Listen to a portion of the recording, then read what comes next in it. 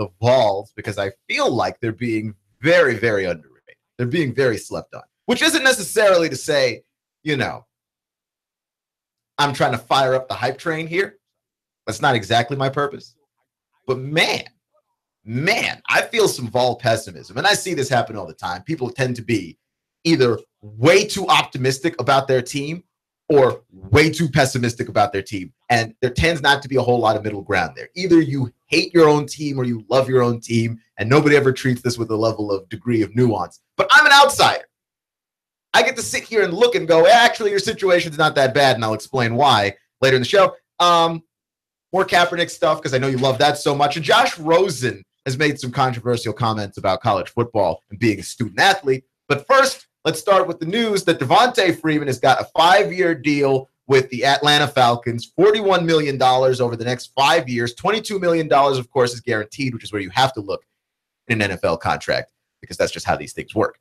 But is Devonta Freeman worthy of such a deal? Which, of course, he is worthy of such a deal. He's such a pivotal part of what it is that the Falcons do. And it was important for them to lock him up. Devonta Freeman is a guy that you can do a lot with. And quite frankly, outside of Matt Ryan, in my opinion, the second most important piece of that offense. I know that you want to say it's that offensive line, which has been stupendous. I know you want to say that it's Julio Jones, who is amazing and arguably the best receiver in football right now. And then I think that that would be a fair assessment. But I don't think it's either the O-line or Julio when you talk about Devonta Freeman and the amount of pressure that he takes off of Matt Ryan. This is what you do with Devonta Freeman. You can turn around, give the ball to Devonta Freeman, have him run between the tackles. You can have him in your screen action. You can have him flex out and line up as a wide receiver. And I think that that actually is where the running back position is going. The guys who are going to be paid a lot of money at the running back position, with all due respect to Leonard Fournette, who is my dude. I like Leonard Fournette. But if you were talking about 5 years down the line, which running back is making more money, Leonard Fournette or Christian McCaffrey? I would have to say McCaffrey, because McCaffrey is a guy that you can put him between the tackles. You can have him in the screen. You can run bubble screens. You can line him up as a wide receiver and have him run a 9 route. He can do it all. And that level of versatility is where running backs get paid in today's game. Now, granted, the $22 million guaranteed deal there is peanuts, really, compared to what it is the quarterbacks make. It's a big deal for a running back, but man, when you talk about a position that's just not that valued in a sport, what Devonta Freeman does for the Atlanta Falcons, I honestly think he deserves to make more. Now, granted, he is the highest paid running back in the game. They made him the highest paid running back in the game. It's not like Devonta Freeman can complain. He wasn't going to get better money elsewhere. And it's a win-win, right? Like, you become the highest paid running back in the game if you're Devonta Freeman. The team has committed to 5 years of you. That, in large part, is something that everybody's looking for, that kind of long-term deal. And then you're the Falcons. It's a win for them as well because they get to keep a very versatile running back. And here's what this does for this team. Because now the Atlanta Falcons have their leading rusher, receiver, sacker, and top 2 tacklers, as well as their top cornerback and their best offensive lineman under contract for the next 3 years. I mean, that's huge. That's huge. Because to me, continuity is what is important in keeping a football team together, especially one that just went to a Super Bowl. You want to avoid Super Bowl hangover. You want to be one of those teams that's in the mix annually, year in and year out. Your division is tough. The NFC South is tough. You cannot afford to lose a step when you play in the same division with the Panthers, okay? I mean, that's a team that is capable of taking you out. They play a style of football that is equally opposite yours. And so it's almost a battle of wills when those two teams get together. And the Buccaneers are surging. And I don't know how good the Buccaneers will be this year, but they will be better than last year, right? Every year that Jameis Winston gets a little bit more experience and a little bit more experience and a little bit more experience, that is huge for them, that they're going to be better than last year. And at some point, there's going to be a tipping point where it's just going to be really hard to beat the Buccaneers. And so that combined with the fact that, sure, are the Saints still terrible at defense? Of course they're still terrible at defense. But Drew Brees is in that division. You're not guaranteed any victories against the Saints. So NFC South, tough division, can't afford to fall behind. Getting your continuity up, getting your second best player paid. And again, when it comes to the importance of having Devonta Freeman on the team, here's an interesting stat that I thought was showing how instrumental Devonta Freeman has been to the Falcons, right? Devonta Freeman is second in the NFL with 3,175 scrimmage yards since 2015. The only person who has gotten more scrimmage yards than him is Julio Jones. So having those guys putting up those numbers, to be able to have an MVP quarterback, the best receiver in the game, and a running back that you believe that you are paying him like the best running back in the game, so that means you believe him to be the best running back in the game. Rounding all of those guys up and building some kind of offensive foundation. And Atlanta plays good enough defense to win. And I think that Atlanta, for me, this is something that's very repeatable, what they were able to do last year, right? Atlanta blew out a lot of people last year. A lot of those games were blowouts against high caliber opponents. I mean, you look at what they were able to do in the playoffs, the way they embarrassed the Packers, the way that they beat up Seattle. This is a team that can repeat what they did. It wasn't a one-off. This is repeatable. When I look at a team, what I want to know when I see your record, after I see your record, to know if you can do it again, how many points did you win by? How many possessions did you win by? Because if you were winning a lot of one-possession games, a lot of games that you won by 3 points, 2 points, 5 points, to me, that's not something you can necessarily repeat. Now, Atlanta was blowing people out. They were blowing them out. And if you're blowing people out, what that tells me is your offense is prolific. All right. And they did lose Kyle Shanahan, which I do agree is a big loss, right? And I don't know what Steve Sarkisian gives them that Kyle Shanahan wasn't giving them. But here's what I will tell you about Kyle Shanahan. That's something that has always bothered me about Kyle Shanahan. And I feel like I'm qualified to speak on Kyle Shanahan because I am a Washington Redskins fan and I watched Kyle Shanahan roam the sidelines that I watch for 3 years. And here's what I noticed about Kyle Shanahan. Kyle Shanahan is incredibly talented as an offensive mind. But when things get frustrating, he likes to rely on a very small handful of plays. And for whatever reason, and we saw this in the Super Bowl, this is something that is his fault in the Super Bowl. For whatever reason, he just abandons the run in the middle of games. He just gives up on the running game. And I don't know if it's something, if he's just frustrated with it, but the Atlanta Falcons specifically lost that football game because they abandoned the run. They abandoned the running game, right? That strip sack of Matt Ryan happened on a play where they should have been running the football. And the entire second half, they ought to have been running the football. Make New England beat the clock. When you have a lead like that, the clock is not your enemy. It is your friend. Use it. And this is a Kyle Shanahan problem that he's had since he was the offensive coordinator back in Houston with the Texans. This has been his longstanding trial. And I hope, now that he's the head coach of the San Francisco 49ers, I hope for 49ers fans that he has figured this out, that he has learned his lesson, because that you can't run an offense that way. You absolutely cannot. Right? And that was on the biggest stage imaginable, and you caused your team to collapse in that way. Well, that, and also they had some trouble getting the plays in quickly. Like Kyle Shanahan was struggling to get the plays in very quickly. So I'm saying if you add Steve Sarkisian to this, Steve Sarkisian is also another guy that everyone will tell you, and I say everyone, I mean a lot of people in football circles will tell you, this is a guy that understands the game. This is a guy that's also considered to be this offensive wonderkind. So I'm willing to believe that Steve Sarkisian goes to Atlanta, looks at all of the tools, toys, and weapons that he has in a Julio Jones and a Matt Ryan and a Devonta Freeman and a Tevin Coleman, and looks at all of this stuff and goes, okay, I can do a little something here. I don't think you're going to be disappointed with having Sark. I don't think that necessarily, that losing Shanahan drops you, right? Because there have been some analysts who have said that Atlanta's going to take a huge step backwards because they lost Kyle Shanahan. And if you're under the belief that Kyle Shanahan is one of the best offensive minds in the game, then guess what? I think you're going to have a little bit of a problem. Right? Kyle Shanahan's not one of the best offensive minds. He's not the best offensive mind in the game. He is one of them. He's one of them. There are plenty of them. I really like Jim Bob Cooter up in Detroit.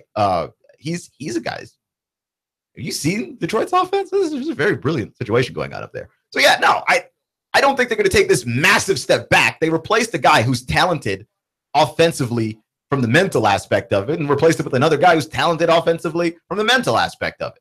So I think Atlanta's going to be fine, and I think this locks them into being a team that can compete for Super Bowls for the next 3 or 4 years. Like that's their window to me. Julio's in his prime, Matt's in his prime, Devonta's in his prime. Their offensive line is good and locked in for the next at least 3 years or so. Their defense, especially their defensive line, and I would say their secondary as well, doing like really, really good. I'm a huge fan of the growth and development of a Vic Beasley as well. I like this team, and I like this team for sustained success, which is what they wanted, right? I heard an interview when I was driving around in Atlanta last year, right before the Super Bowl, with Arthur Blank, that he said that this is what he wanted his team to look like in terms of, we want to be one of those teams that they mention when they talk about Super Bowl contenders year after year after year. When you talk about Super Bowl contenders annually, you have to mention the Patriots. You have to mention the Packers because they've got Aaron Rodgers. There's like a handful of teams. You have to mention the Steelers. A lot of AFC teams, actually. You really have to mention. Not so much in the NFC because it's just so seriously convoluted over there. But you have to mention the Seahawks, though, in the NFC. There's a handful of teams you've got to mention year after year after year. This is what Atlanta wants. I think Devonta Freeman had to be signed as a foundation of that, and I'm really happy for how it is that they've chosen to handle that particular situation. Clutch with Keon Rose on AM 1240 and 92.7 FM. Let's just jump to the Kaepernick stuff early and get it out of the way, because I know I'm the only person who seems to be enjoying anything involving Colin Kaepernick. I do enjoy this conversation because no matter what it is that we're talking about, I like to have conversations about race. I don't have any problems with it. I hope that many of you don't have any problems with it, because I don't think that what I am saying says anything about you specifically. But what I will say, though, about this Colin Kaepernick thing, because there are a whole lot of people now, there are rallies and protests outside of the front of the NFL headquarters. And I don't know what it is exactly that people expect to come out of these protests.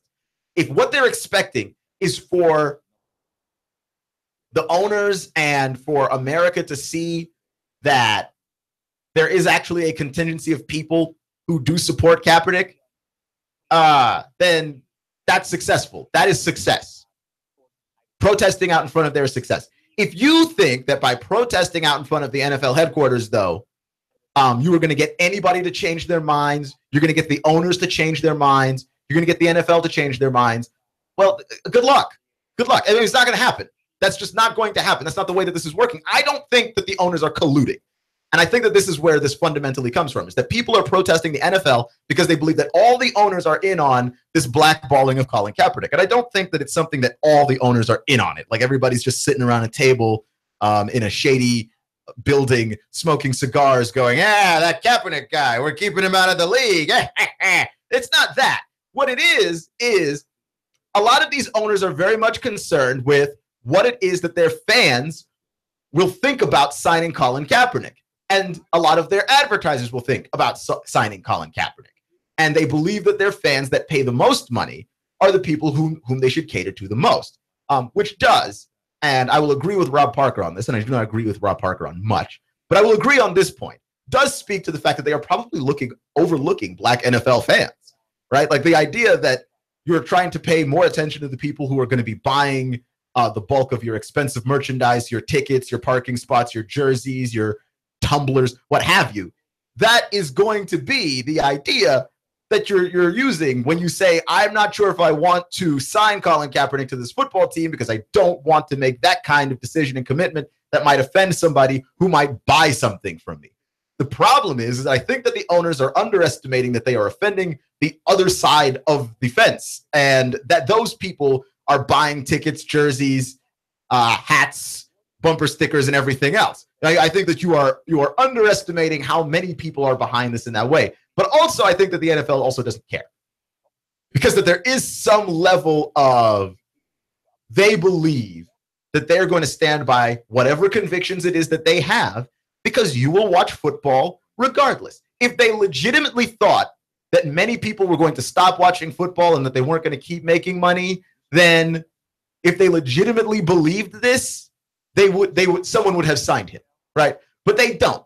They don't believe that. They believe you're going to continue to watch football. And I don't think that Colin Kaepernick finds himself on an NFL roster, because while I think that the distraction narrative is played out, and I don't think it's accurate, because I feel like the distraction actually exists because he's not being signed.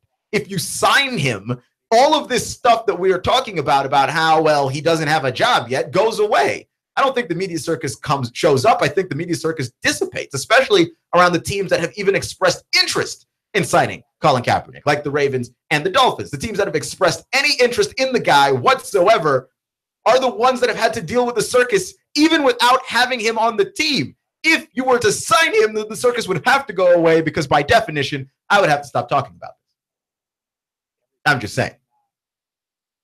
I don't think that this issue is this one-sided as people make it out to be, but I do think that the protests are not going to accomplish what people think they're going to accomplish either. I just don't see an owner going, wow, I didn't realize that people liked him like that, and then decide now, like if you're the Vikings and you're going, our other option is Sam Bradford, and we know that Cap is probably better than Sam Bradford, but we are not going to sign this guy because of the air of divisiveness around him. And I do think that this particular issue lends itself to a level of divisiveness that I don't think the NFL owners want to deal with, right? Racial issues, you do not touch. I don't think the owners want to touch it. It seeps into the social consciousness, and you find yourself being like the Dolphins and being like the Ravens and being, I don't want to say targeted by the media, but the topic of conversation by the media, because you were even involved in the idea. Like the fact that this is racial in a time in America where we are arguably more racially divided than we've been in decades, right? Because everything that we do now is being made into some kind of racial issue, whether you look at the election of our president or even just a simple fight in Las Vegas between Floyd Mayweather and Conor McGregor is somehow being made into white people versus black people. And that's just the way that that's going to be shaking down. And even so now you've got this issue. Signing Colin Kaepernick now becomes a political act that I think that owners don't want any parts of, right? Because you don't want to offend anybody. Somehow not signing Colin Kaepernick means that you don't like black people, and somehow signing Colin Kaepernick means that somehow you don't like police. And I don't think that they want any part of it at all, especially with the Miami issue. I will acknowledge that with Miami, Colin Kaepernick also once wore a Fidel Castro shirt, which offends the people of Miami as well. There's an extra layer of politics that goes with that I don't think that anybody signed up for or that anybody particularly wanted. And they are avoiding this issue like the plague, which I think it's a little bit sad that we are that afraid of ideas. We've gotten to that point, right? We are afraid of ideas. I mean, you can look at all the college campuses, and if there's a conservative speaker, people rally and protest about that guy. Antifa shows up, and they won't let people speak in buildings. And yeah, we've gotten afraid of ideas, right? Like the fact that Colin Kaepernick is not being signed to me speaks to the fact that we're afraid of ideas now. And somehow, I don't know how, but I feel like that leads down some Orwellian rabbit hole that I do not particularly like. We do have a phone call. I do hear the phone ringing, but we are about to go to break. So I will see if we could take this on the other side. You're listening to Clutch with Keon Rose on AM 1240 and 92.7 FM. What we got next? We got some Tennessee talk. Is Tennessee primed for 2017 or 2018? And what changes can they make to their defense to make things a little bit more tenable for the rest of us? Clutch with Keon Rose. Next.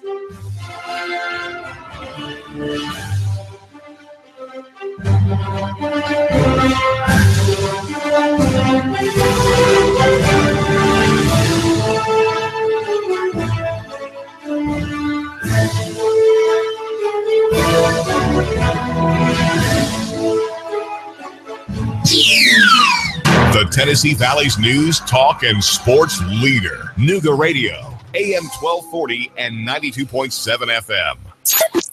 3, 2, 1. Chattanooga Radio, AM 1240 and 92.7 FM's news now. If you're in the city of Chattanooga, your taxes could be going up. Morris Sullivan, the chief operating officer of the city, says that due to the Improve Act being passed, cuts to two major sources of Chattanooga revenue, including a 1 cent cut off of the sales tax and the phasing out of the hall income tax by 2021, the city's now out $1.2 million this year and $5.3 over the next 3.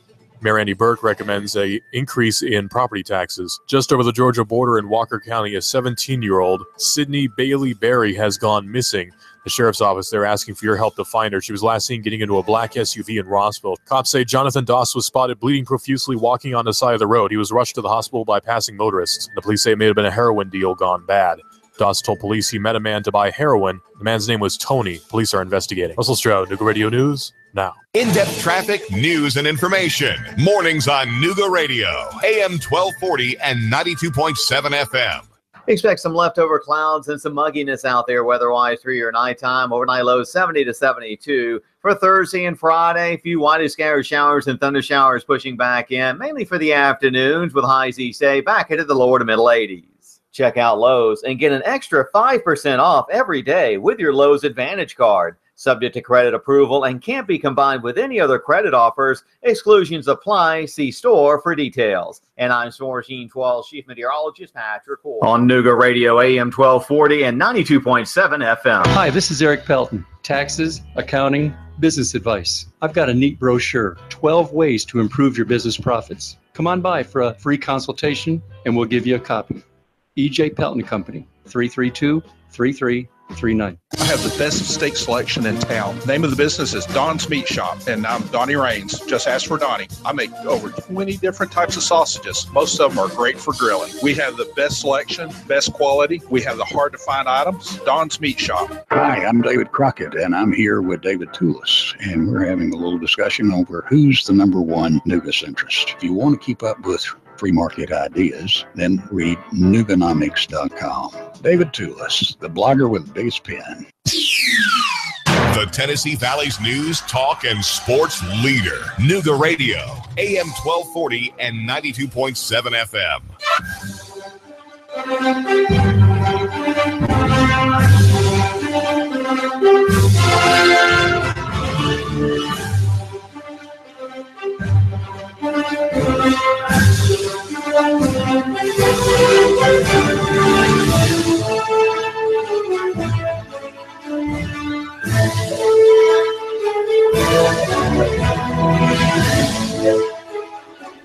I hear you. All right, so Clutch with Keon Rose on AM 1240 and 92.7 FM. We actually got a phone call on the Colin Kaepernick issue right before the break, so I had him hold on. It is Tex on the line. How you doing, Tex? I'm doing just fine. Doing better than Colin Kaepernick, I think. Well, I mean, if you've got a job, yeah. You know, and the thing I look at is I do not think that the normal, average American is prejudiced against him because he's black. They're not prejudiced against him because of his race. They're prejudiced against him because he's an idiot. Why is he an idiot? There's one thing about standing up for your principles, standing up for your rights, but he tweaks people. You know, he thumps them in the nose and throws it in their face. When he takes it to the nth degree, which is being stupid. You know, like the socks that he wore. First off, the socks that he was wearing, they were being anti-police socks. You know, it was talking about them being pigs.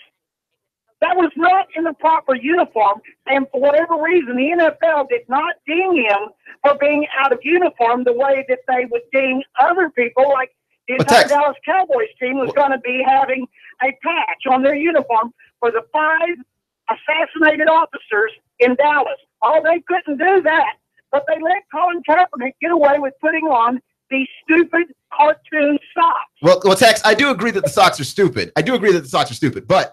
But I will say this: before he began to protest, is when he wore those socks, and there was in a practice, which he can wear what he wants in the practice. It wasn't an official game that he wore those socks. But at the same time, he was doing it to make a point, and he was doing it to get a rise out of people. But if you've got a principle that you're trying to uphold, you don't do it. You don't advance your cause by trying to aggravate people. You don't do it by trying to get a rise out of them. You try to get it by persuading them to your point of view. And the way he goes about doing it is the wrong way of doing it. Hence, he's stupid. He's an idiot. And what team wants an idiot to be leading their offense? Which is fair. I think with Colin Kaepernick, though, we have to look at it in the context of he got smarter about this as it went on. He wore the socks initially. He didn't wear the socks after that. And this was actually, he wore the socks before he sat down. And then when he was sitting down during the national anthem, people told him sitting down is disrespectful. And that's when he decided, okay, I'm going to take a knee so that people know I'm doing this on purpose, but I'm not doing this to be disrespectful to the troops. So I think that there's some kind of evolution there going on with Colin Kaepernick that I think that initially there was a level of stupidity there that got better as he went along. Well, you know, he seems to keep learning on the stutter step, though. You know, he's not doing it the smart way. You know, he does something, he gets chastises, and he learns from his mistakes. But is that what you want in a quarterback, is a guy that learns after the fact? Or do you want a leader that gets out there and does the right thing and takes the team with him while he's doing the right thing? I mean, you know, that's just how people learn stuff, though. Like you learn stuff by doing it, like by making a mistake, and then you go, oh, I won't do that ever again. And keep in mind, Colin Kaepernick's like, what, 27 years old? He's pretty young. Like, you've got to learn this stuff. But at the same time, the lessons that he's learning is coming at a dreadful cost to the people that support the team. And once you've lost the people that support the team loses money. The team loses money. They can't afford your salary anymore. Which I get. My only problem with this is that when it comes to Colin Kaepernick has made some mistakes around a social issue. And yes, he's been knuckleheaded through it. Like, I will acknowledge that. But somehow teams have managed to sign wife beaters and dog killers, and people have not come out against him or those guys the way that people are coming out against Colin Kaepernick. Yeah, but okay, let's take Michael Vick, the dog killer.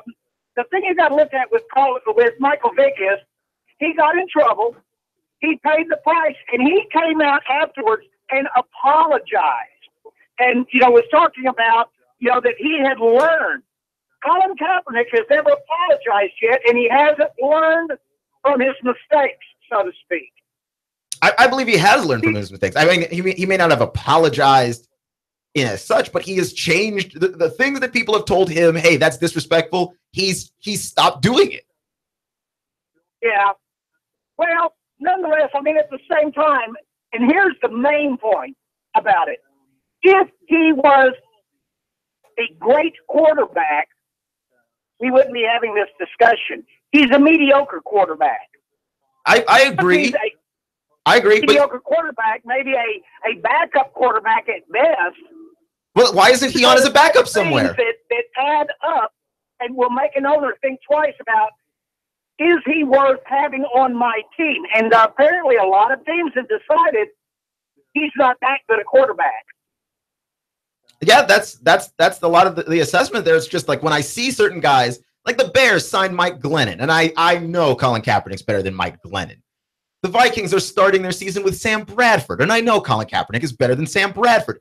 Like, there's a lot of situations where he has been mediocre, but he's better than some of these guys that have jobs.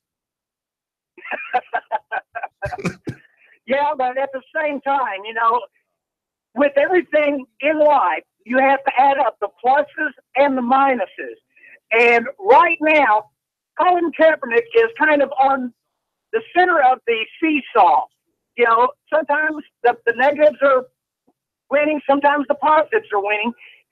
But at the same time, these teams want somebody that's a solid winner. And he's not right now being a solid winner. You can't guarantee that, okay, you sign him to a multi-year contract. Is he all of a sudden going to start sitting down again and taking a knee again? You can't guarantee what he's going to do next week or next year. And that is a powerful incentive for the owners to think twice. I agree with that. I think you could sign him to like a 1-year deal. He said that this season he would not be doing that. So if you sign him to a 1-year deal, what's the harm there? You know, especially if you're the Ravens, your starting quarterback is Joe Flacco. Joe Flacco gets a back injury. You don't have a quarterback. Your next best option is literally Ryan Mallett. And you signed some dude off the street that hasn't played in college in years. He was selling insurance when you called him. Well, like I said, everything's pluses and minuses, and you just have to weigh up what the pluses and minuses are at that moment, but also for the possible future. And I'm not a fan of Colin Kaepernick. I'm a Cowboys fan, so, you know, I could care less what happens to him in the long run. But like I said, I think the ultimate thing is the vast majority of people don't like him because he's done some stupid stuff. He's proven himself to be a bit of an idiot. A rich idiot, but an idiot. But an idiot. Okay, fair enough. And I that's what my point was, is that people are protesting outside of the NFL headquarters. And I just didn't think, I understand that there are people that support Colin Kaepernick. I just don't think that they're going to change the minds of the owners with the protests there. No, I disagree. I think that they will, because the owners know that the crowd can be a very fickle thing. And that if the crowd boos every time your quarterback comes out, which they have booed him when he came out, if the crowd boos him, that affects the rest of the team. And that means that they're going to get a bad mindset for the team, and then they're going to lose. You need an upbeat crowd, a crowd that's glad to see their people coming out on the field.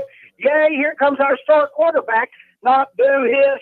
You know, we don't like him. Now, is the offensive line going to be trying as hard to protect him? Maybe they don't like him as much as the crowd does. Who knows? That is a possibility. I just feel like winning is the thing that fixes all of this stuff. Like, people will boo somebody until they start winning them games, and then suddenly the mindset gets to be a little bit different. Well, that's true too. Winning fixes everything. Like, I think if you think a guy can win, winning those games at the moment, and even if he gets signed by somebody, it's going to be a lot before he does win any games on his own, because he's not going to initially be a starting quarterback. No, which I think is fine. I think he should be a backup. He's better than he's better than all the backups. I think that. Yeah. Well, at any rate, I mean, there again, I think that if he had stood up for some of his principles and he had done it in a smarter way, if he'd been more articulate in what he was doing and why he was doing it, and not pumping people's noses in it, we wouldn't be having this conversation, and he'd still be on the teams he was with. Yeah, I just think that's something that he's improved on as he's gone along. He didn't start off doing it smart, but as people gave him advice, as people criticized him, he did follow the criticism. I do say that. Yeah. Well, there again, go Cowboys. No, that's the way that it is there. Thanks, Tex. Okay, I'll talk to you later. Yeah, I'll catch you later, man. Yeah, so that was how, for me, when I look at Kaepernick, he's a guy that's evolved. He's not someone, when he was told about his socks, has he worn anything like that since? No, he hasn't. And when he was told that he was sitting down and that sitting down was disrespectful during the national anthem, he took a knee, because a knee is something that you're doing on purpose, whereas when you're sitting down, it absolutely does feel very disrespectful. Taking a knee is something that you're doing intentionally for the sole purpose of whatever your protest is involving. So yeah, I mean, there's been an evolution of Colin Kaepernick, and so I think that to hold it against him that he did not intelligently protest initially is a little rough, because the guy's young, and you have to learn how to do this stuff. And yeah, you got to make mistakes before you learn things. That's just generally the order in which these things happen. But thanks for the call, text. Appreciate it. Our phone number is 423-800-8949, 423-800-8949. And I want to get to this Josh Rosen story, because Josh Rosen made an assertion that I thought was pretty interesting, which is this. Now, Josh Rosen was being interviewed yesterday, and he said that he doesn't think that it's possible to do football and college, right? And I'm going to try and clean up what he said, because Josh Rosen is a guy, he's going to UCLA. He's not a dummy. All right, he's a pretty smart guy. But Josh Rosen is basically saying that it's incredibly difficult, right? He said impossible. I don't think it's impossible. He's doing it. People have done it. Go to school and do football. But it is difficult. It is incredibly difficult to do both. And it's incredibly difficult to do both because of the demands that you are asked to be put under. Now, he said football because he is a football player. But I will expand this to mean all student athletes, really, which is this. When you are a student athlete, you are, in a sense, going to school for school and football, which nobody else who gets a scholarship goes through this, right? If you are going to school to be a music student, going to music school is the school, right? Like, you're learning to be a musician. That's it. That's your major. If you're going to school for a scholarship for soccer, for football, for baseball, for any sport, for volleyball, what have you, you have to go for the sport, and then you also have a separate major, right? Like, now there are some people, not everybody gets to be Peyton Manning, Eli Manning. We know you're majoring in football. Some people go to school for the school, right? Like, they're giving me a free ride and I'm going to participate in athletics, but then it gets to be very difficult to do both athletics and school. And I think that it's a little bit unfair in a sort of way, because the scholarships are something that are handed out annually. Let's start there. Scholarships are something that are handed out annually, which means you could earn a scholarship this year. The coaches don't think you're the player that they thought you were. You're injured, whatever. And now your scholarship's gone, and so is your free ride to school, right? So you only get 1 year of school. And if you weren't on the ball from the very beginning, then guess what? You find yourself in a position where you've used up a year of school and you don't have anything left, and you were relying on the athletic scholarship to allow you to continue going to school. I don't necessarily like that plan. I think there's a way that we can revamp this thing so that college athletes can be both good at athletics and good at school, because the NCAA is selling us this charade that football is something that is extracurricular and is possible to do extracurricularly. But here's the thing with extracurricular activities, that they really ought not to be more important than the curricular activities, than the activities that are actually school.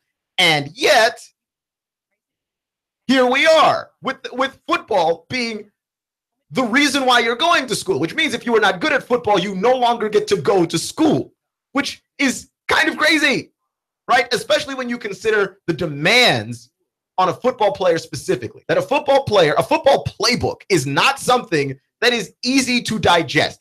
And as much as people want to suggest that college football is something that is not as complicated as its NFL counterpart, which is true, it's still not easy, right? It's easy compared to the NFL, where what they are asking you to do is calculus compared to algebra in college, but it's still difficult in college to learn an entire playbook, learn audibles and checks and reads, and be expected to do whatever it is that your coursework is, right?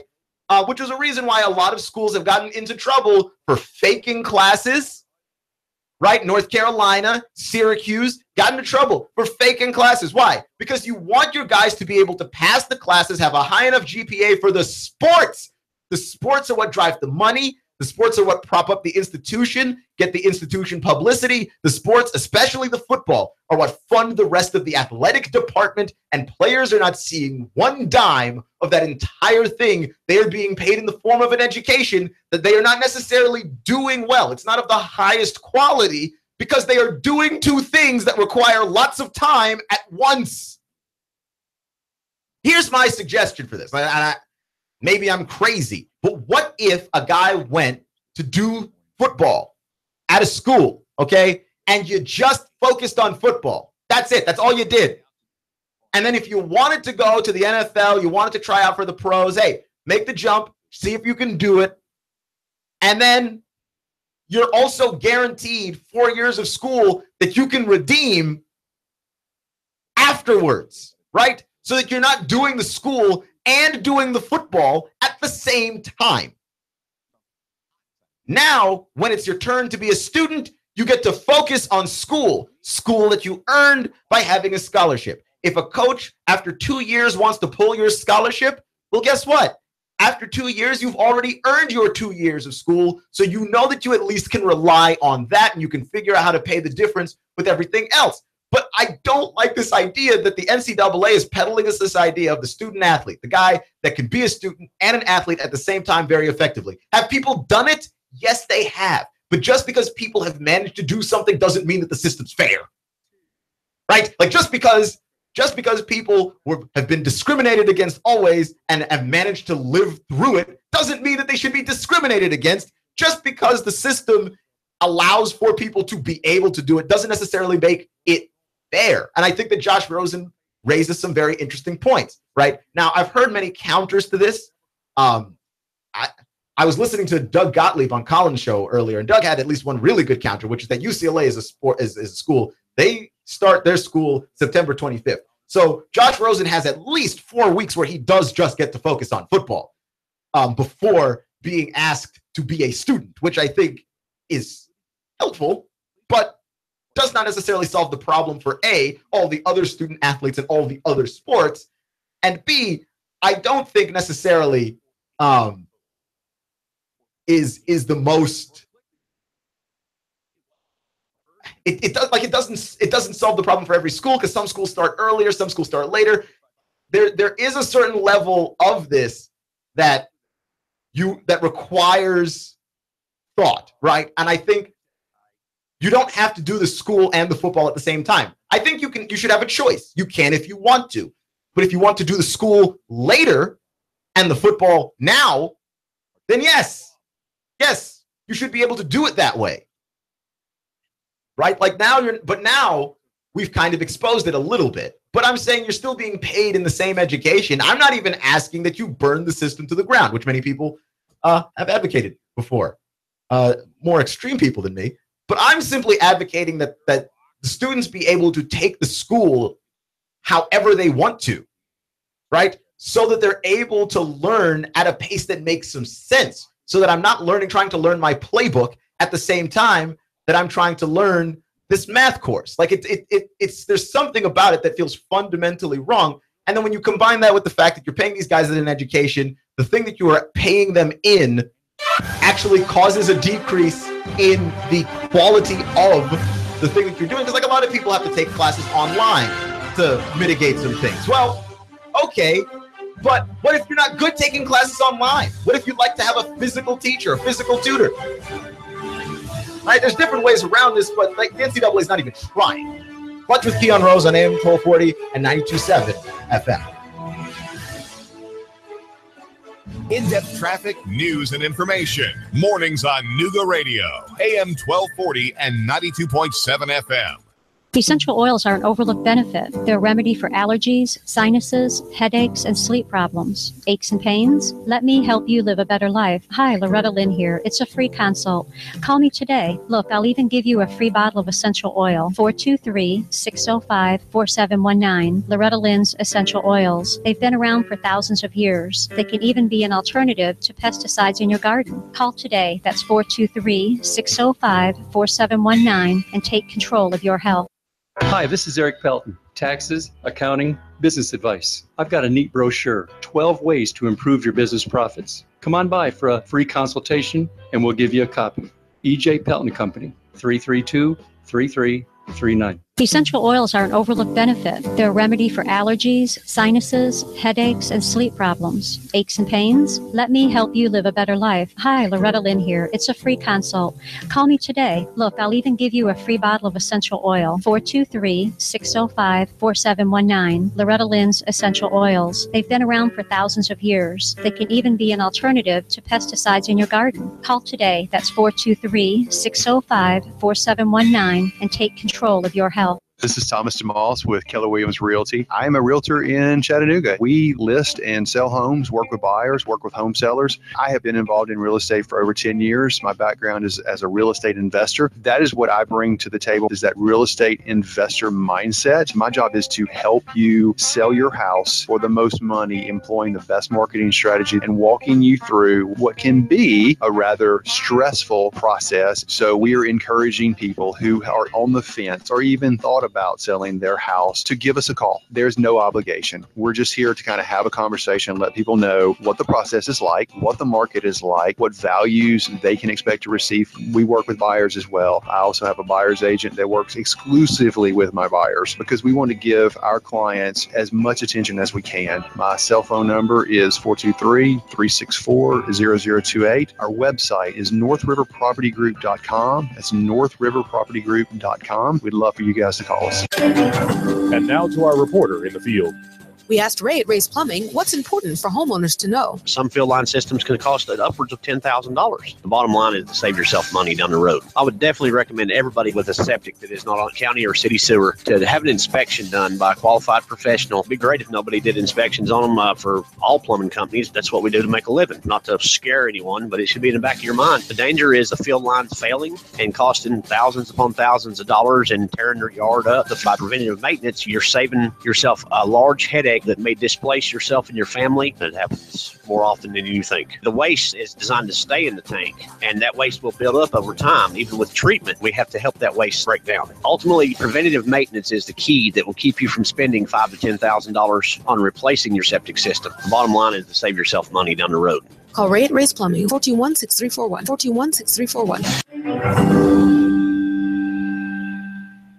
My name is Trevor Atchley. I'm an attorney here with the law firm McCoon, Williams, Atchley, and Stanley. We have a show on Nooga Radio called Legal Bites, where we discuss legal topics of interest to our listeners: estate planning, business formation, and business transactions. Legal Bites, 11 a.m. on Wednesday. Essential oils are an overlooked benefit. They're a remedy for allergies, sinuses, headaches, and sleep problems. Aches and pains? Let me help you live a better life. Hi, Loretta Lynn here. It's a free consult. Call me today. Look, I'll even give you a free bottle of essential oil. 423-605-4719. Loretta Lynn's Essential Oils. They've been around for thousands of years. They can even be an alternative to pesticides in your garden. Call today. That's 423-605-4719 and take control of your health. Hi, this is Nadia behind the green door. You've had ice cream and you've had shaved ice, but have you had snow cream? It is amazing. It's light, airy, fruity snowflakes melting on your tongue. You need to come and see us. Highway 58, green door next to Hardee's. Does your business have enough clients? Are you confused about how to stand out in today's saturated social media market? Do you feel lost trying to navigate the maze of marketing channels which are necessary in today's marketplace? Are you fed up with spending your time and money on employees who don't perform and marketing strategies that don't produce? Then you need Cindy's Choice. Cindy will solve your marketing problems with their innovative shared marketing management concept that will allow your business to have the benefits of a full-time employee that is actually out building relationships in the community on behalf of your brand. Cindy's low monthly rate includes advertising, employee management, public relations, and creative marketing strategies that produce. Cindy can bring this all to you at a rate lower than most advertising campaigns and for much less than the cost of hiring a marketing employee. Cindy's Choice is your trusted source, and Cindy will manage it all for you. Hi, I'm Cindy. I focus on the prospects so you can focus on the projects. Call me at 423-661-4445. That's 423-661-4445. So you can become Cindy's Choice. Nooga Radio, AM 1240 and 92.7 FM knows your opinion is important. So call 800-8949. Agree or disagree. Call 423-800-8949. 800-8949. Nooga Radio, AM 1240, 92.7 FM, and 95.3 HD4. News, talk, sports. Nooga Radio. Charge! Get back there, you dang Yankee! Great horny toads, I'm up north. Gotta burn my boots, they touched Yankee soil. Lay down your arms and step forward, Yankee! What's the hassle, Schmassel? My orders from General Lee is to hold the Macy-Dixie line, and no Yankees are crossing it. The Tennessee Valley's news, talk, and sports leader. Nooga Radio, AM 1240 and 92.7 FM.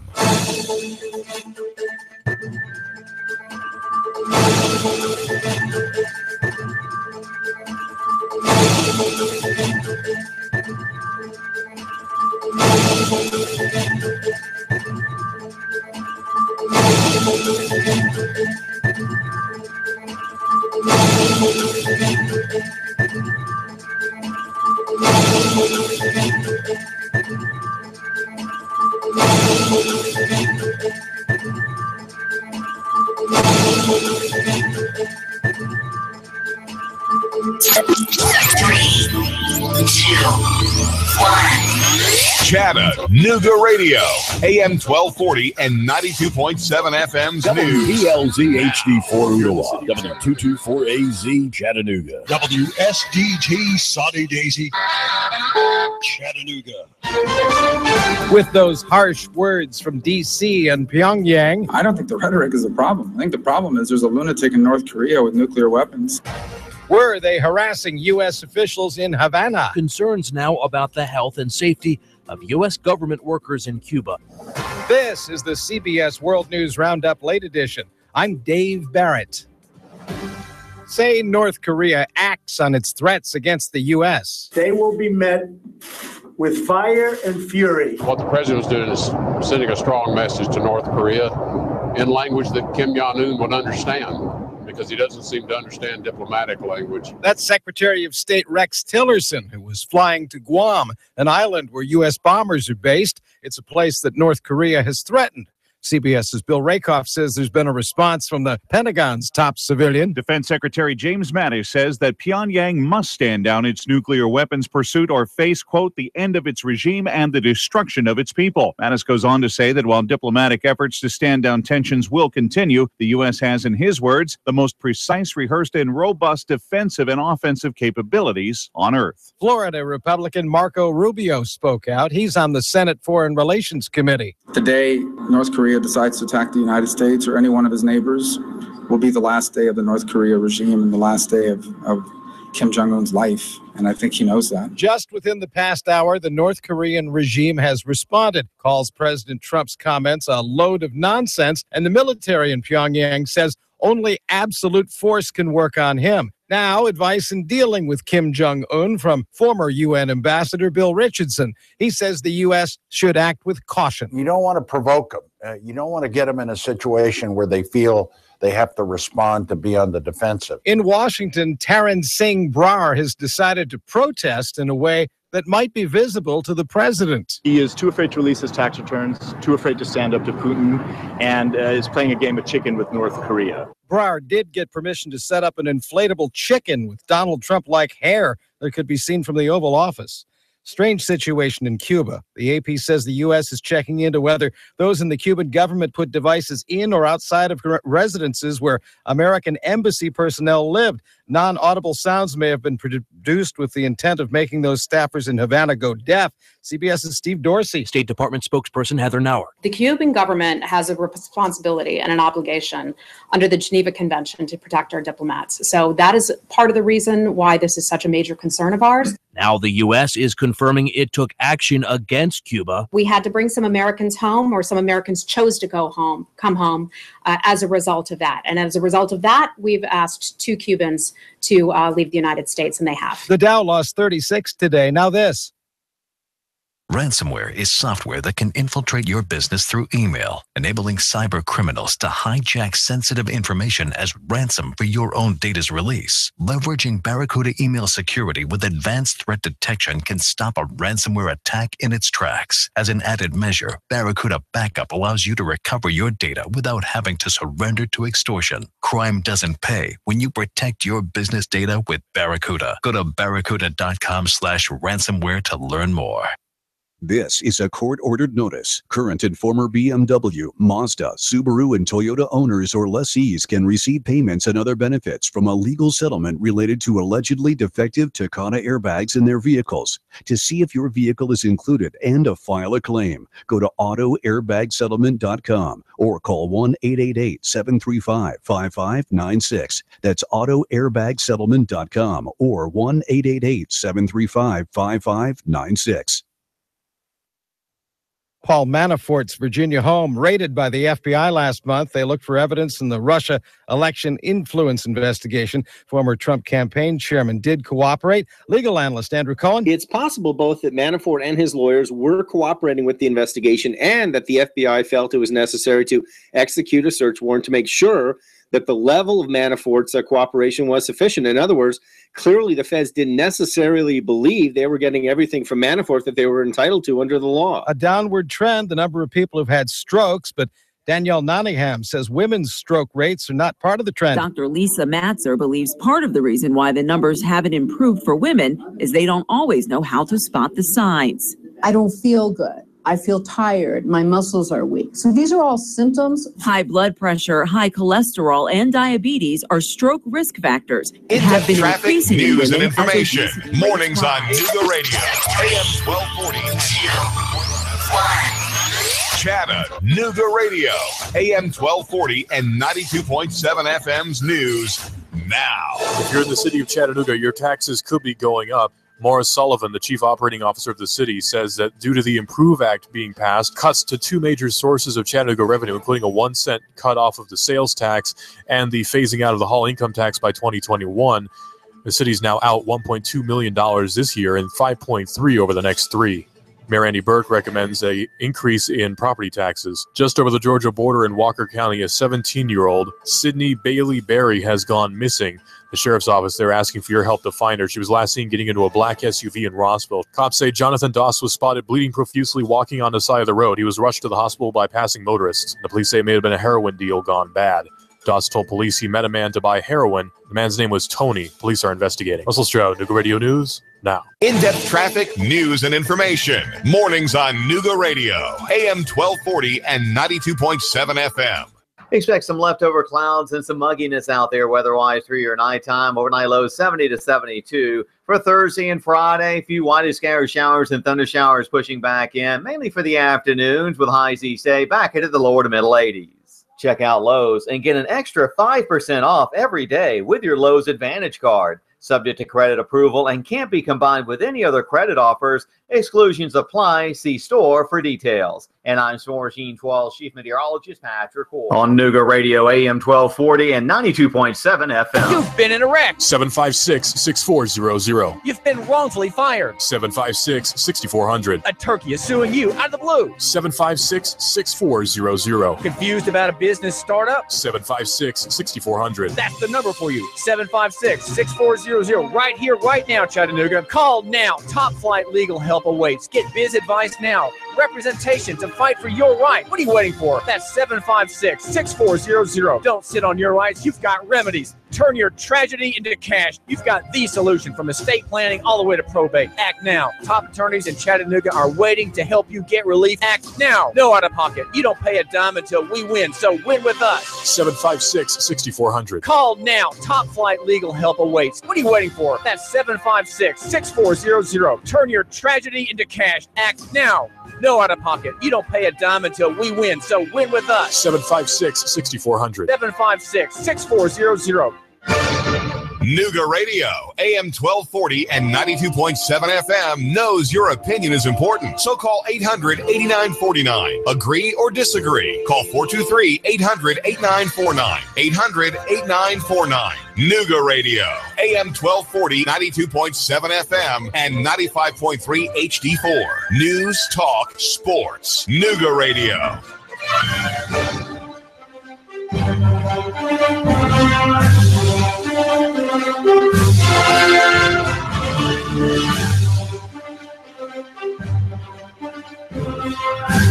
Hello, Chattanooga. You're listening to AM 1240 and 92.7 FM, Clutch with Keon Rose.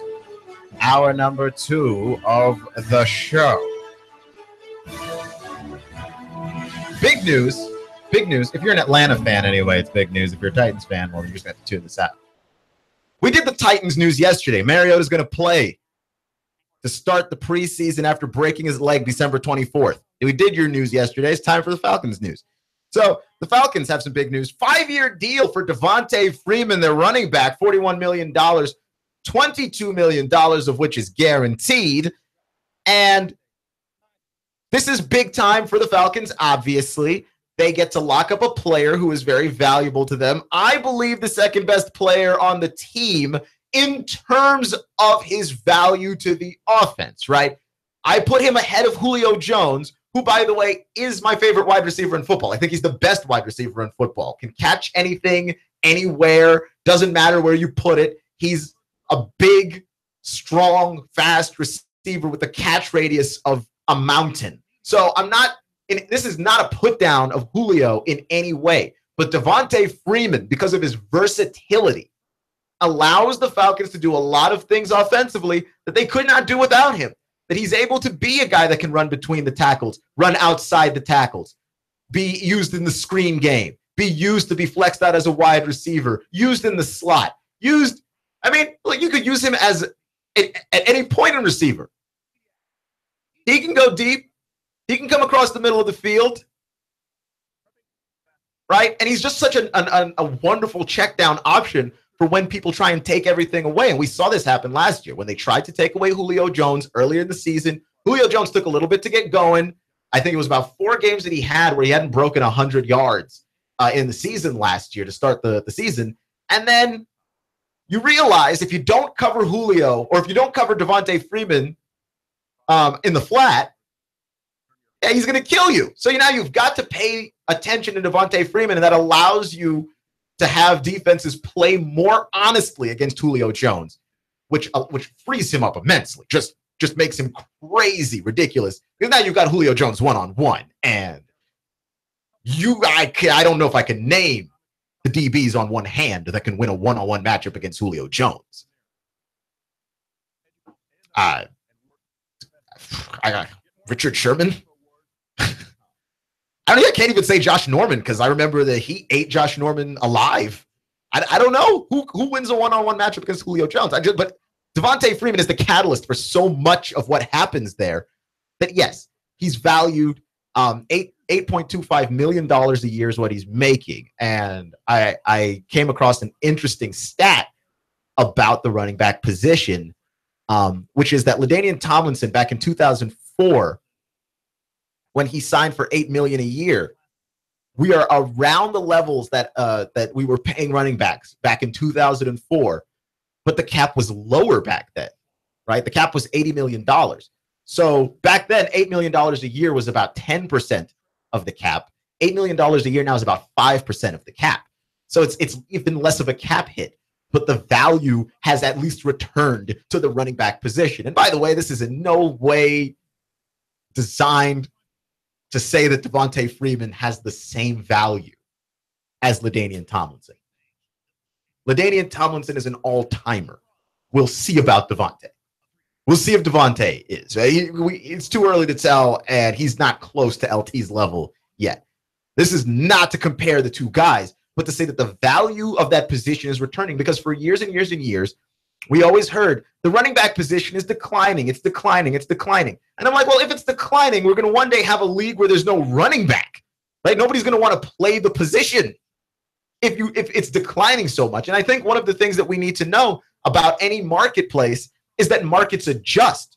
that you redefine how things get used, right? Because for years and years and years, we said, oh, radio, it's dying, it's dying, it's dying. Radio's still here, right? Like when the record player was invented, radio was supposed to die because who would listen to the radio when you could just listen to music whenever you wanted?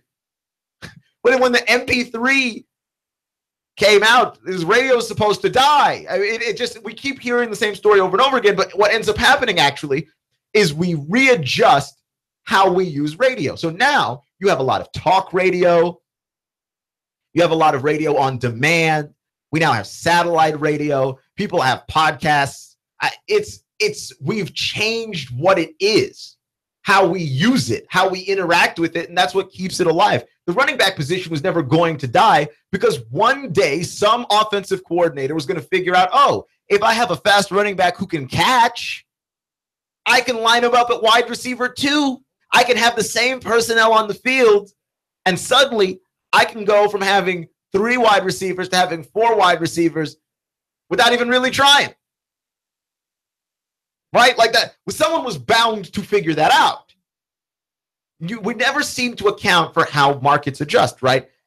In media, one of my favorite things is that like people loved blogs back in the 2000s, right? Everybody tried to start a blog, especially in the late 2000s once you realized, oh no, this is actually a profitable space on the internet. People tried to start blogs, which of course made blogs less valuable. And then blogs became podcasts, which are essentially a similar concept, but the audio version. We shift, and podcasts, people are trying to make money on podcasts now. By the time everybody jumps on podcasts, we'll be shifting to something else, right? We just repurpose this stuff all the time. When you look at the NBA, another position that I like to compare to the running back position is the center position in the NBA. That we talk about big men. Big men are declining. Big men aren't worth as much anymore. It's about guards and wings. You need a guy that's like Kevin Durant. You need a guy that's like LeBron James, or you need, a Tony Parker or a John Wall or a Steph Curry. You need guards. You need shooting. But the center position hasn't died. Why?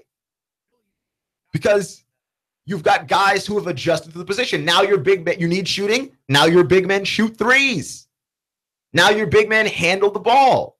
Now your big men look like Karl Anthony Towns, Kristaps Porzingis, Anthony Davis. All that's happening is the thing that you say is dying off, maybe it dies down for a little bit, but then we repurpose it. We figure out how to make it work, right? We're not as much as in love with movie stars as we used to be. We've repurposed our celebrities. Now our celebrities are YouTubers and Instagram models. That we've just repurposed what it is. It still exists. Celebrity still exists. But what is considered celebrity is different now. Right? Like they have this show. And I did like this idea that I think Bill Simmons had this idea that rather than have this show that they've got on TV now where reality TV stars compete, if you had a bunch of YouTubers compete, you have the kids all watching TV again. Why? Because their favorite YouTubers are now on TV doing a thing that's really cool. And you see people from YouTube, by the way, pop up on TV. Whether it's Hannah Hart on the Food Network, even though Hannah Hart doesn't cook food, she just had a food YouTube. Right? You had Philip DeFranco on Discovery Channel. Like, what does he belong there for? He doesn't. But he's popular. Celebrity just looks different now in 2017, but we still have celebrities. We've just repurposed them. The NBA still has big men. They've just repurposed them. We still have media. We've just repurposed it. That's all that it is. We just continually repurpose stuff. So there's no point in saying something is dying. We need to try and figure out how something gets repurposed. And that's what's happened with the running back position in the NFL. We have repurposed the running back position in the NFL. It doesn't look the same as what it used to. Which, by the way, is crazy that LaDainian Tomlinson is the guy that gets brought up in that, because I feel like LaDainian Tomlinson and Phillip Rivers were ahead of their time back in 2004. Because LaDainian Tomlinson was a guy that you could do all that stuff with. Right? Like LaDainian Tomlinson could not only rush like a boss, But he is also a guy that you could have flexed out as a wide receiver, a guy that'll kill you in the screen game. He was all of those things as well for the Chargers, which is what made him so great, which is why he's in the Hall of Fame right now. So it's interesting that the parallel is there. I'm not saying that Devonta Freeman is LaDainian Tomlinson or ever will be, but I am saying that the value is returning back to the running back position because of the things that running backs can now do that many running backs before could not do. Like you could not, the Adrian Peterson workhorse running back, that guy is low on value, but even he will be repurposed. I'm very interested in seeing the way that the Jaguars are going to use a Leonard Fournette. I am, because Leonard Fournette flexed out a wide receiver and caught some passes at LSU, and he didn't look half bad doing it. He did not look half bad doing it. So I'm very interested in the future of the NFL because it's still continuing to surprise me. It's still shifting. It's still repurposing constantly. You're listening to Clutch with Keon Rose on AM 1240 and 92.7 FM. So Tex was telling me before he got on the air that we're not all Tennessee fans around here. He wants to hear about other teams as well, which I get that, right? But I do see a lot of orange. That's all I'm saying. When I'm out on the road, I do see a lot of orange. But I had an Arkansas segment yesterday. I had an A&M segment on Friday. I'm not neglecting everybody, but I mean, at this point in the season, you try and talk about everyone a little bit, and then I give some favor to Tennessee and Georgia because of how close they are and how big the fan bases are around here. That I know that I hear it from Georgia fan when I don't talk enough Georgia. And I know I hear it from Tennessee fan when I don't talk enough Tennessee. So this is just where we are. This is just the world that we live in, okay? Don't blame me. I'm only the messenger. But Tennessee is in an interesting spot, right? Because in 2017, I believe many people see this as a down year for Tennessee. Right?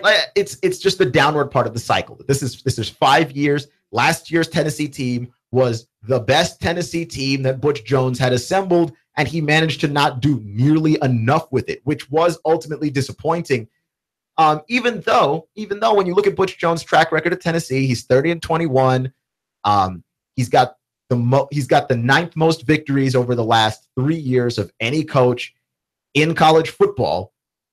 So, I mean, it's not like you can look at the guy and go, he hasn't been doing his job. He has most certainly been doing his job. The question, of course, is whether or not he can do his job a little bit better. And that brings us to this season at Tennessee, where I think if you look at their schedule, you could find 8 victories. You could, right? They could win 9 games this year if you count a bowl victory. I think that to dream that they would win 9 games in the regular season, I think would be pushing it a little bit, but nothing would make Tennessee fan happier. But I think the Tennessee fans are trying to be pragmatic and realistic about this. But what is a realistic thing about what's unrealistic, rather, about suggesting that Tennessee could win 8 games? I don't think that they're as far off as people think. Yes, it does depend on how well that quarterback position plays. And it does depend on how healthy that they are able to stay, because they experienced last year a rash of injuries that, quite frankly, borderlines on the absurd. It borderlines on the absurd what happened to them last year. And they returned a lot of players. Their offense last year bailed out the defense, right? Like the defense experienced, I think, so many injuries that it was insane. They started like 8 different guys on the offensive line 9 times last year. Like it's just a ridiculous amount of injury situations going on at Tennessee. I think the offensive line this year should be healthier, right? Just because unless, God hates you, it's just unlikely that you would experience that many injuries again. Plus, you have a new strength and conditioning coach, which should mean something in that particular department, right? In the health and longevity department. That is the purpose of having a new strength and conditioning coach. The man's name is Rock Gullickson, so I imagine that he's good at his job. Though I know that that's not necessarily proof. What else was he going to do as Rock Gullickson besides be a strength and conditioning coach? That's all I'm saying. So I imagine that Tennessee is more durable this year. I imagine this offensive line, which is actually quite experienced, is more durable this year. I imagine that the back 7 of that defense, which they've returned a lot of guys, is very experienced and more durable this year. Yeah, they've got some issues up front, especially with the defensive line and The backfield is generally inexperienced. How good is John Kelly, really? How good is Quentin Dormady, really? I don't know. And there is a few other things to worry about as well. I read a report from SEC Country that said a lot of NFL scouts took one look at Tennessee's defense and thought, that's a soft bunch. That's a soft bunch of guys. So that's not a good early sign if a bunch of NFL scouts showed up to your team and said, that's a soft group of guys. But they are talented and they are experienced. So maybe they learn to not be so soft as the season goes on. And again, their schedule is not so difficult that they can't win 8 games. I'm going to talk through the schedule one more time. Georgia Tech is a winnable game. I think they win that one. I think they can beat Indiana State. I don't think that they beat Florida and Gainesville, but I do think they beat UMass. I think they beat Georgia because they have Georgia at home. They've got the bye week. I think they beat South Carolina. I don't think that they beat Alabama. I think they can win a thriller against Kentucky. Southern Miss is also one that they ought to win. Missouri is one that they can win. I don't think that they beat LSU. I think that they beat Vanderbilt. That's 8 wins. I think that they can find 8 wins on the schedule. Granted, I need to see more from Butch Jones. Butch Jones having a track record of losing a bunch of games Tennessee ought to win, right? Including last year at Vanderbilt.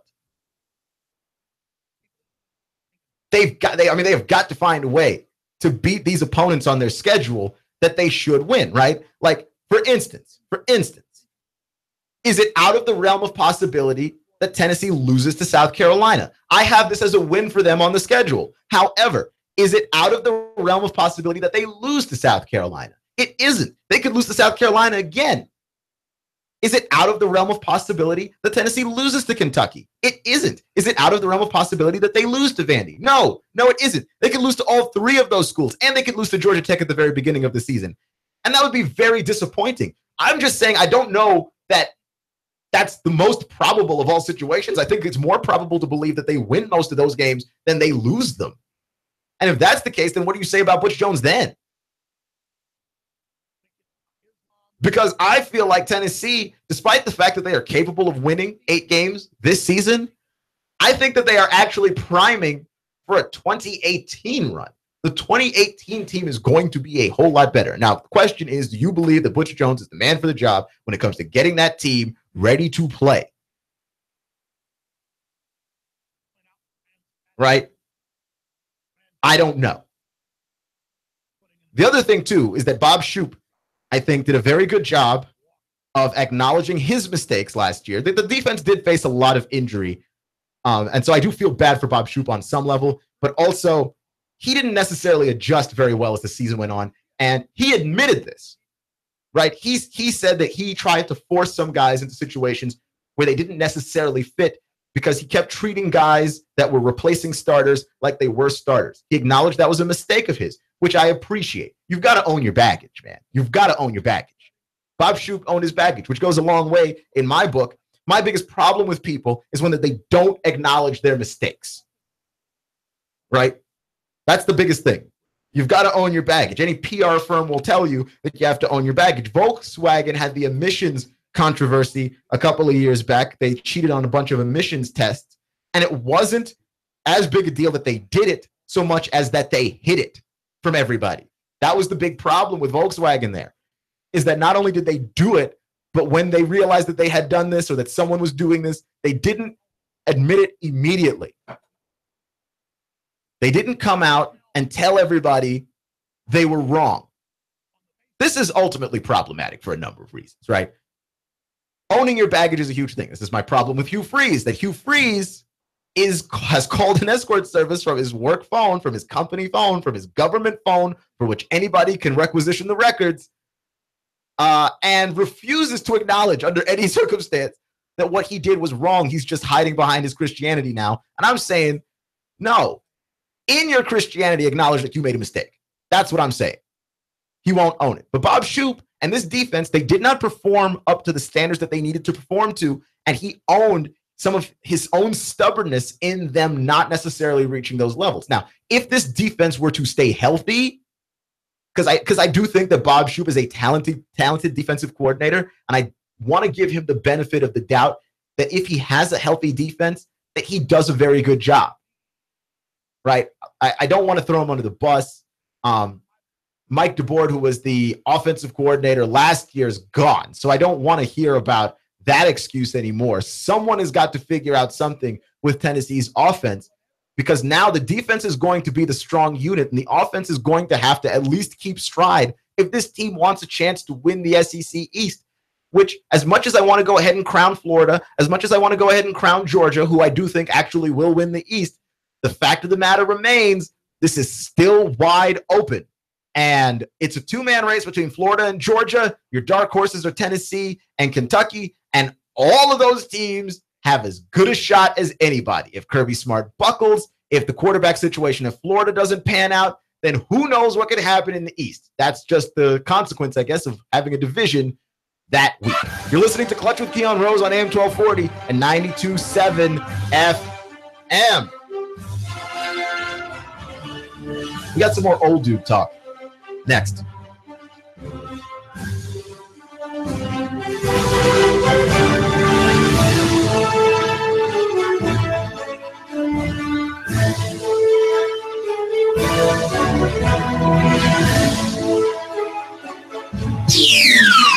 The Tennessee Valley's news, talk, and sports leader. Nooga Radio, AM 1240 and 92.7 FM. 3, 2, 1. Chattanooga Radio, AM 1240 and 92.7 FM's news now. If you're in the city of Chattanooga, your taxes could be going up. Morris Sullivan, the chief operating officer of the city, says that due to the Improve Act being passed, cuts to two major sources of Chattanooga revenue, including a 1 cent cut off of the sales tax and the phasing out of the hall income tax by 2021. The city's now out $1.2 million this year and $5.3 over the next 3. Mayor Andy Burke recommends an increase in property taxes. Just over the Georgia border in Walker County, a 17-year-old, Sydney Bailey Berry, has gone missing. The sheriff's office, they're asking for your help to find her. She was last seen getting into a black SUV in Rossville. Cops say Jonathan Doss was spotted bleeding profusely walking on the side of the road. He was rushed to the hospital by passing motorists. The police say it may have been a heroin deal gone bad. Doss told police he met a man to buy heroin. The man's name was Tony. Police are investigating. Russell Stroud, Nooga Radio News, now. In-depth traffic, news, and information. Mornings on Nooga Radio, AM 1240 and 92.7 FM. Expect some leftover clouds and some mugginess out there weather-wise through your nighttime. Overnight lows 70 to 72. For Thursday and Friday, a few widely scattered showers and thunder showers pushing back in, mainly for the afternoons, with highs each day back into the lower to middle 80s.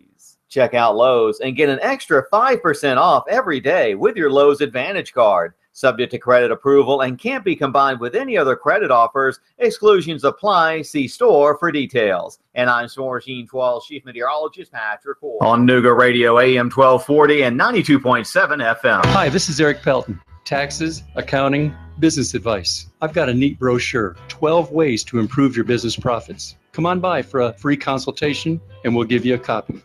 EJ Pelton Company, 332-3339.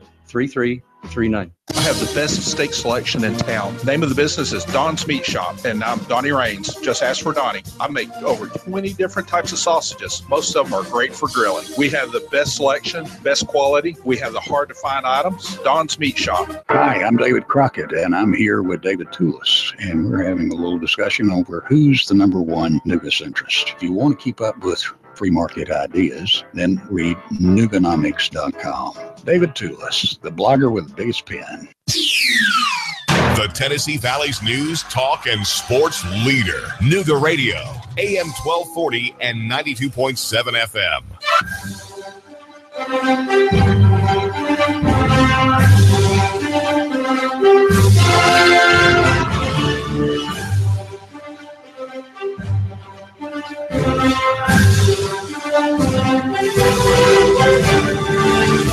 So the NBA is going after LeBron James a little bit. Clutch with Keon Rose on AM 1240 and 92.7 FM. You're going after LeBron James a little bit because, you know, the old dude rules, right? Like the old dudes showed up and they played 82 games a year and they want everybody else in generations after them to also show up and play 82 games a year and you can't take any nights off and any of this stuff. And it's like, okay, look, the game's different from when you guys played. I feel like this is not news, but somehow whenever the commentary about how modern players behave comes out, old dudes talk about it in the context of how the game was when they played. And it doesn't make any sense to me because of obviously the game has changed since when you've played. You can't talk about free agency in the context of how it was when you played. You can't talk about trades in the context of how it was when you played. And you most certainly can't talk about energy exertion and rest in the context of when it was when you played. Because guys now run harder, faster, they're stronger than they've ever been, and the wear and tear and damage that places on you is immense. And you only need to look to Blake Griffin to see exactly what it is that is. That Blake Griffin is a guy that came into the NBA being able to leap out of a gym and dunk on anybody, and now I'd be shocked if Blake Griffin can really make it through a season of 16 dunks without somehow getting injured somewhere in that process. Like, I just really have strong doubts about it. Right? Like, Blake Griffin looks like he can't jump anymore. Like, the springs are gone. Aaron Gordon, who won the slam dunk contest last year, at this year's slam dunk contest, like, you could see it. The dude can't jump anymore. Why? Because guys have been jumping higher than guys have ever jumped in the history of the sport consistently. You can't maintain it. Like, honestly, that is not something that you can maintain for 82 games.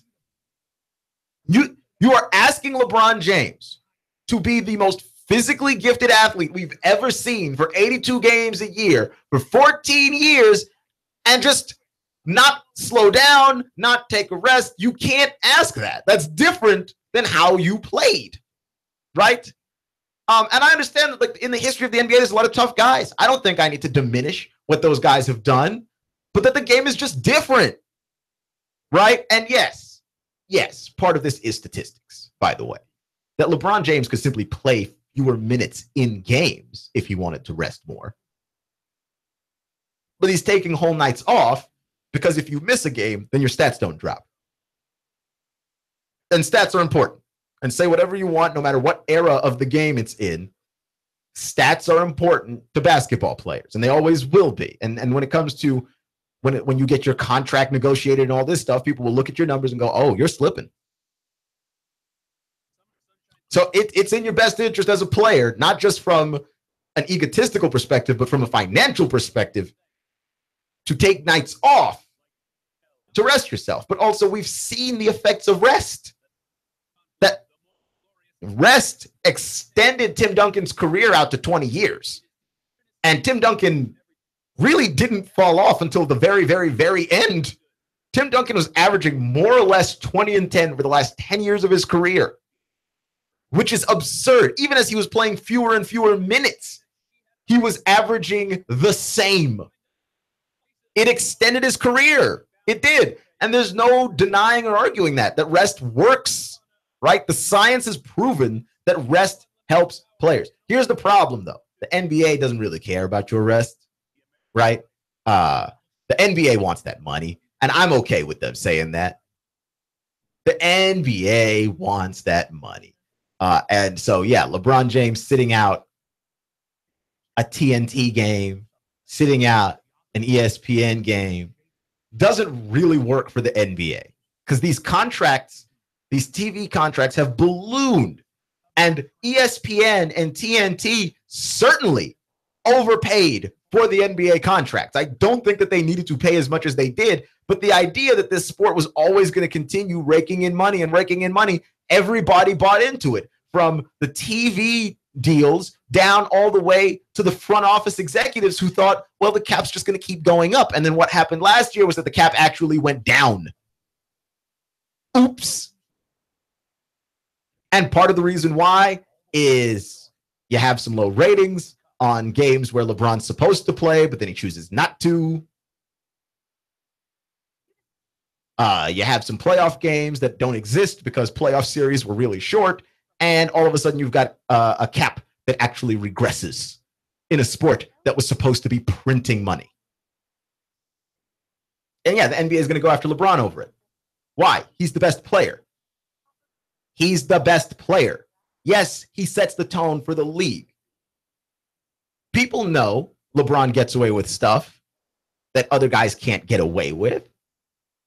That's just how life works. It's not fair. It's certainly not fair. But when you're good, when you're powerful, when you're rich, you get away with stuff that other people can't get away with. Here's the thing. The reverse is true. If the richest, most powerful guy can't get away with it, nobody else can. And that's why the NBA is going after LeBron James, because they want everyone else to know you can't rest. You can't rest. And how you know you can't rest is because LeBron can't rest. That's just how it is. Right? Like if the teacher won't let the best student in class get away with something, guess what? The worst student in class definitely can't get away with it. That's just plain and simple. That's just basic logic. The guy that can get the most privileges, if he can't do it, you can't do it. So yeah, the NBA is going to come down on LeBron James. He's costing them too much money. And he's not just costing them too much money because of his own actions, but he's costing them too much money based on what his actions empower other guys to do. LeBron James has that influence on the league that if LeBron James hadn't gone to Miami, Kevin Durant probably doesn't go to Golden State. Why? Because Kevin Durant was empowered to move by somebody who did it first, a certain powerful somebody in the league who did it before anybody else. Yeah. So if he's going to rest, other guys are going to rest too. Clutch with Keon Rose on AM 1240 and 92.7 FM. Also, I have another NBA story that I feel like is going to make people very upset. The Warriors are going to target Paul George in free agency, which I suppose it shouldn't really be news because, like, wouldn't it be crazy not to target Paul George in free agency? But the fact that it's the Warriors makes this worse, right? The Warriors can sign anybody, and it outrages people. The Warriors signed Nick Young. And people were like, what? Aren't they getting more loaded? And it's Nick Young, a guy that we know we don't like, who is a known knucklehead. And somebody was like, oh, but the rich are getting richer. Shaking my head. But the Paul George thing, that would be crazy. I don't know how it is that they pertain to believe that Paul George would fit into that system. But, yeah, I feel like we're going to have a lot of angry NBA fans. The thing is, if the Warriors were to somehow sign Paul George, which I don't know how they can, like the cap space there is just simply not there. It's just not there. I don't know how they're going to work the money. Kevin Durant took the pay cut. The Warriors are so close to the cap that actually Steph Curry wanted to take a pay cut as well. And the GM of the team was like, hey, look, the amount of money that we would save from you taking a pay cut wouldn't help us sign another player. Like it's negligible. So, they went ahead and paid him all that money. Or so Steph Curry tells the story. I don't know if that's true or not. But that's how he told the story. Was I didn't want all that money. They just told me to take it. But regardless, I don't know how they're going to make this money work if they were to add Paul George, because Paul George would want to be paid like a great player. Also, I think Paul George has this mindset of wanting to be the guy on a team that's particularly selfless. Like nobody really on that team wants to be the guy, right? They can all step up in big moments. Like Durant stepped up in big moments in the finals, and Steph Curry stepped up in big moments during that playoff run. Klay Thompson played some clutch defense on Kyrie. But like nobody on that team really wants or needs to be the guy. I think Paul George doesn't fit in with that culture because Paul George is an isolation, ball dominant wing who wants to be the guy, even though, like, what does the number say? Like he's 1 for 21 on final shots in games. Like he really shouldn't be the guy. Like if you want to logistically look at Paul George shouldn't be the guy, right? That if you gave the ball to me, I'd be better off being the guy than Paul George just on a statistical level, right? Just heaving the ball at the basket might yield some better result than Paul George. Because when you're 1 for 21, that suggests that you're not good at something. Paul George is not as clutch as he would like to be.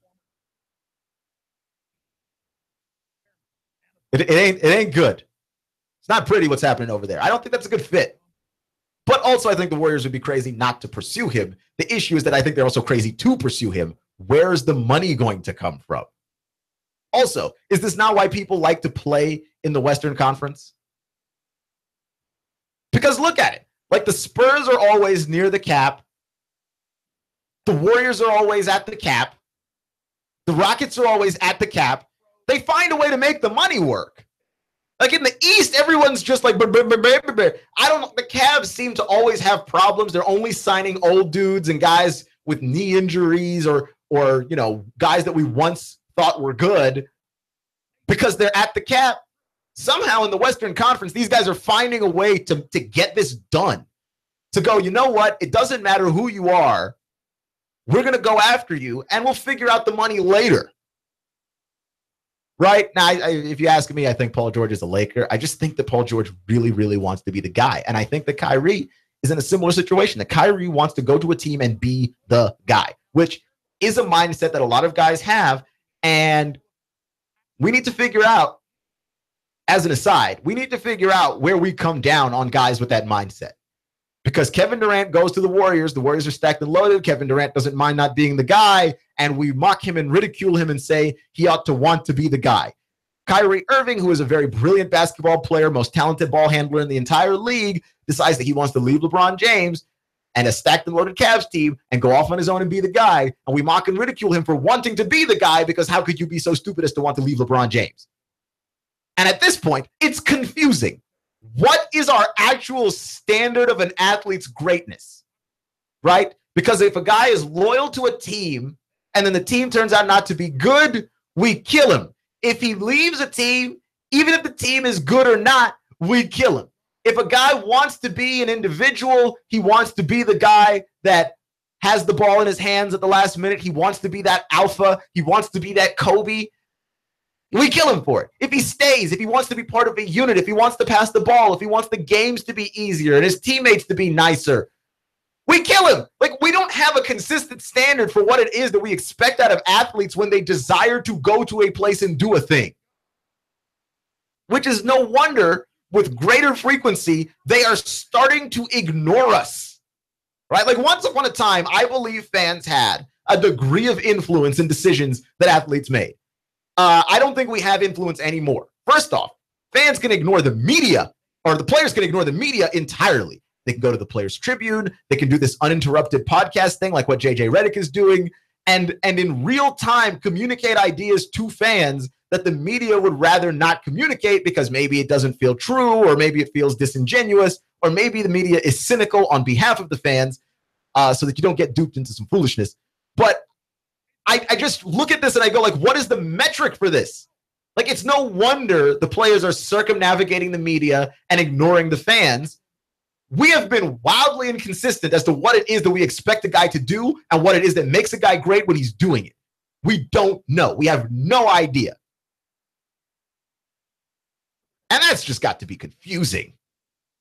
Clutch with Keon Rose on AM 1240 and 92.7 FM. And now it's time for your daily sucker update, which I did not realize was going to be a thing on this show, except it's a thing on this show, which is that it's a sucker update. Every time I have to talk about Floyd Mayweather and Conor McGregor, which that is one of the biggest spectacles happening in sport, so I do have to talk about it, it's a sucker update because a bunch of people are going to buy this fight like it's an interesting thing to watch, and you're going to be a sucker. You don't have to pay the money for the weigh-in. You don't have to pay the money for the press conferences. All of that stuff was the most interesting stuff. If you think this fight is actually about to be a good fight, I don't know what it is that you're thinking. But the spectacle, people do not mind paying for the spectacle. I'm just saying you already got the spectacle free.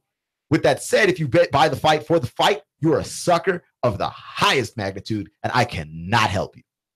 Right? So Conor McGregor the other day got trashed by Paulie Malignaggi, his former sparring partner, who basically said that he was the biggest dirtbag he'd ever met, and that in a sparring match in which Conor suggested that he beat Paulie, Paulie was asserting that he was the one that beat Conor. And by the way, it's interesting to note that people have mocked Paulie Malignaggi for having swollen eyes. Like, oh, if you were dominating Conor, why were your eyes swollen? I don't know.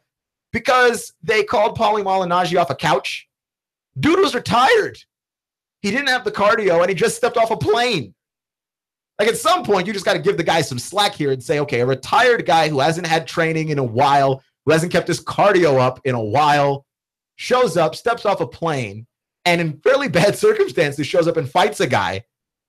I'm gonna give Paulie the benefit of the doubt. Also, I've listened to Paulie talk now. I've listened to his rant for about an hour, And yeah, Paulie's a straight shooter, though. Like, he's a guy that just gives it to you. He's not trying to bend this narrative into something. It doesn't seem like. And I think he's built up enough equity in the boxing community that, yeah, I'm going to believe Paulie when he says what he says. I'm going to believe him over anything that Conor says, especially Conor, who is now in full-on fight promotion mode, right? So Conor gets trashed for being a dirtbag and for not really being that great in boxing and all this stuff. So now you get the Floyd Mayweather angle. The Floyd Mayweather has come out and said, look, man, I've lost a step. I'm old. And Floyd's been playing the I've lost the step, I'm old angle for a while because Floyd is doing his best, his absolute finest to make sure that this fight is an interesting fight to somebody somewhere. They need you to buy this fight. Right? Like, they're already going to get paid whether or not you buy the fight, but it's a bad look. It's a bad look if this thing doesn't do numbers. So out comes Floyd Mayweather. Now, here's the thing. Usually when a guy has an interview before a fight, he's talking about how he's great, how he's going to win, how he's not worried about the other guy. Floyd Mayweather is acting like we are now all a bunch of suckers. Like, I don't know where he got this from. And I understand that Floyd Mayweather never really had that high level of respect for the fans, right? He's trolled us before. He's mocked us before. He's ridiculed us before. And he did it to make us angry enough to buy a pay-per-view to watch him lose, and then he doesn't lose, right? Now he has to play the other angle. He has to play the angle where he might lose. The problem is he's the one playing the angle, and we just don't believe it from him. Floyd has been about swag and confidence his entire career, right?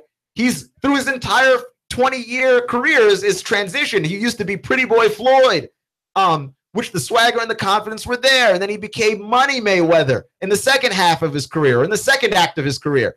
And the swag and the confidence are there. And now he's expecting us to believe that he doesn't have any, that he believes that he's lost a step, that he believes that he is old, that he believes that he can't fight anymore, that he went the distance in a fight against Andre Berto, and you know, it should never have gone the distance with Andre Berto. Like, what are you talking about? You've gone the distance with a bunch of guys because you're not a knockout artist anymore.